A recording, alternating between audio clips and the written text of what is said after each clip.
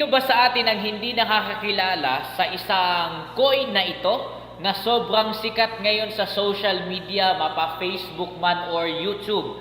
Dahil ito ay naging content, naging isa sa mga content ni Jessica Soho sa kanyang segment sa GMA na ito daw ay milyones na ang halaga po ngayon. Itong piso na 1972. Piso na 1972. Lumang piso po ito at sobrang mahal na daw ang presyo at sinasabi nga nila milyones na ang presyo ngayon sa market.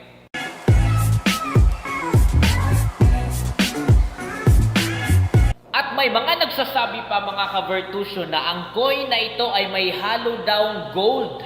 Kaya po kahit na sobrang tagal na nitong coin na ito, hindi siya kinalawang dahil may halo daw itong gold. Yung iba naman, ang sabi nila, gawa daw ito sa pure silver. Kaya kahit gasgasan mo siya ng konti, hindi po pwedeng magkaroon ng gasgas yun dahil gawa daw ito sa pure silver. So alin ba doon ang totoo? Ito ba ay gawa sa totoong silver or may halong gold po ito? Regardless, ang coin na ito ay sobrang luma na. Isa po ito sa mga nangungunang coin na release po sa atin ng Bangko Sentral ng Pilipinas.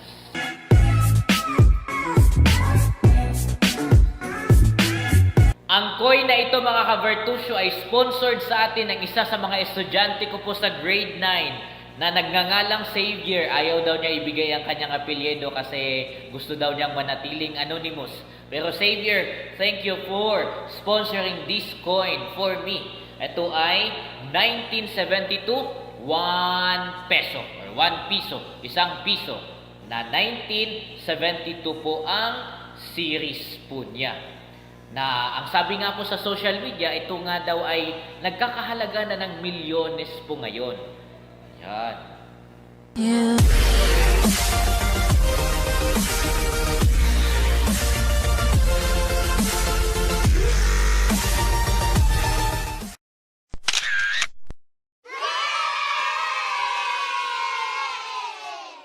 Ang coin po natin ay intact, kumpletong-kumpleto, walang kalawang, malinis na malinis.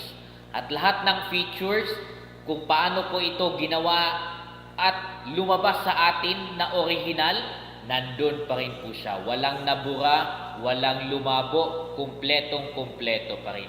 Walang gasgas din. May kunting-kunting sign of impurity, pero sobrang minimal lang po yun.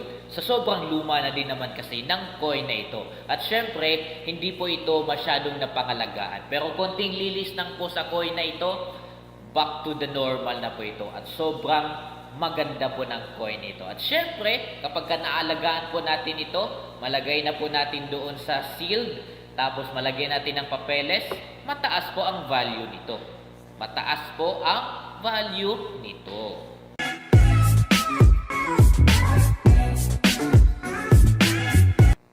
Tignan natin closely ang coin na ito na meron po tayo ngayong araw. Makikita po natin, bilog na bilog po yan. May konting UP lang po doon pero human error lang po yan. Pero the rest ay okay po siya. Tapos makikita po natin sa itaas ang mga katagang Republika ng Pilipinas. Tapos itong nasa gitna, ito po ang pinakaunang logo na meron po ang Bangko Sentral ng Pilipinas. As you can see, ito ay symbolizing the sagisag ng Pilipinas or yung flag. Mayroong 3 stars sa taas, tapos itong sun. Tapos itong logo na ito na dalawa ay, kung hindi ako nagkakamali, ito ay samahan po ng Amerikano at mga Pilipino nung nagkaisa na po sila. Yan. Tapos nakalagay din po sa ibaba pa rin dito sa parang laso po yan, Republika ng Pilipinas. At syempre, the official maker and producer ng mga coins dito sa Pilipinas ay ang Bangko Sentral. Yan. Tapos kung nakikita nyo po dito, nandito po sa pinakaibaba, ang proof na ang coin na ito ay gawa po or issued po last 1972. Hindi pa ako pinanganak. coin na po ito. Yan. So, intact na intact pa po siya. Nandyan pa po lahat ng feature. Klaro pa, nababasa pa, wala pang nabura sa lahat ng sa anumang feature na meron ang coin na ito. Tignan po natin dito sa likod. Kapag ka-flip po natin ito, imbis na nakatayo yung ulo ni Jose Rizal, nakatiwarik po siya. At isa po dyan sa feature na meron po ang 1972. Yung baligtad po ang ulo ni Jose Rizal. Yan. So, ikutin lang po natin yan. Nakalagay syempre dito ang ulo na nakatagilid kay Dr. Jose Rizal. Tapos nakalagay po sa itaas ang salitang piso. Tapos sa likod po ng ulo ni Jose Rizal ay ang number piso. Yan. So may konti lang po siyang mga gasgas sa panahon, pero hindi po yan hindi, very minimal lang po yan. Sobrang lang yan sa coin. Hindi po yan nagkakaroon ng degrade sa value. Kasi understandable po yan na sa sobrang luma na ng coin, nagkakaroon na po ng mga ganyang gasgas, lalo na kung nahalo po siya sa ibang coin. The rest ng quality po niya, so good, so good.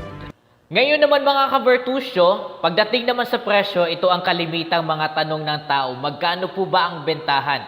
Kung napanood nyo po ang isa sa mga episode ng barya doon sa KMJS, ang barya po na pinag-uusapan doon ay yung 1971. Ito ay 1972. Kung hindi po ako nagkakamali, yung 1971 na yun ay nabenta po siya ng 5 million sa subastahan. Ganun kalaki ang naging presyohan or bentahan po sa coin na yon, which is 1971 po yun. Halos same lang din ng nito. Same lang din ang ganun kalaki ang naging presyohan or bentahan po sa coin na yon, which is 1971 po yun. Halos same lang din ng nito. Ang design po nito, ito ay 1972. Panoorin niyo po ulit sa KMJS. Umabot ng 5 million po ang subastahan po ng coin na yon. Dahil sa sobrang luma na po niya at nagiging in demand yung 1971. Kaya kung meron po kayong 1971 po dyan, KMJS na po yan galing, umabot po yun ng 5 million. Sa subastahan po hindi lang kung kaninong numista. Sa subastahan. Siyempre sa subastahan, nagsasama-sama yung mga karamihan sa mga numista. Ayan. So, ito ay milyones din. Sabi nila ang presyo nga nito, itong 1972. Milyones din dahil ito ay very rare to find. Although, sobrang dami po nito nung ginawa po ito. Pero, dahil nga nawala na ito ng value sa Bangko Sentral ng Pilipinas, karamihan sa mga may hawak po nito yung mga lolo at lola po ninyo or natin. Tapos karamihan, katulad sa grupo po namin, mga numista, yun na lang may hawak ng ganito. And this one is sponsored nga ng isa sa mga estudyante ko. Xavier, thank you for sponsoring this one or this coin, the 1972. Wala pa po akong ganito, sa totoo lang. And I am very happy to hold this kind of coin na sobrang taas po ng value po nito. Karamihan nga nagsasabi na bilyones daw ang presyo po nito. So, di ba? Isang piso lang po ito, isang coin lang po ito, tapos milyones na. So, isa akong milyonaryo, hindi pa lang ganap.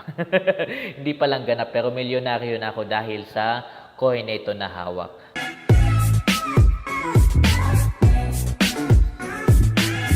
So, mga ka-Virtusyo, sort of advice lang. Kung meron po kayong hawak na gantong klase ng coin, 1972, huwag nyo pong ibenta ng kahit saan-saan lang. I would better attend ng mga subastahan, lalo na sa Pasig, marami po sa Pasig, at doon nyo po ibenta ito. Kung meron po kayong ganito, better din siguro na ipalinis po ninyo, ipasealed, tapos palagyan ng papeles para mas maayos at mas mataas po ang subastahan po nito. Magkaroon ng negotiation sa coin na ito. Dahil ito nga po ay old coin, very rare to find, at syempre, maayos pa ang Kapag meron kayong ganito, for sure, maayos din ang quality po niyan.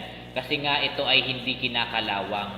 Hindi po ito kinakalawang. Kaya, I would rather advise na mag-a-attend kayo ng subastahan kasi mas mataas po at guaranteed po na mas mataas ang presyo kapag ka doon nyo ibibenta kumpara naman sa ibibenta nyo lang saan-saan, lalo na sa mga naglalako. May mga naglalako po kasi na lulukohin ka lang, tapos pag dinala nila yun sa subastahan, ang taas ng presyo. Kaya I would advise na yun ang gagawin po ninyo. Mag-attend po kayo ng subastahan kung meron kayong ganito ng klase ng coin. Para sa kaalaman na yan mga ka-Virtusyo, and for more videos, huwag pong kalimutang mag-subscribe. Syempre naman, i-follow nyo po ako. Mag-subscribe po kayo at i-hit po ninyo ang notification bell para time to time na may upload po kayo ay magiging updated po kayo at malalaman din ninyo kung anong information naman ang binibigay ko about coins at lalo na kung may coins kaming binibenta. Kaya wag pong kalimutan na i-follow po ako. Mag-subscribe na dito sa Virtusyo.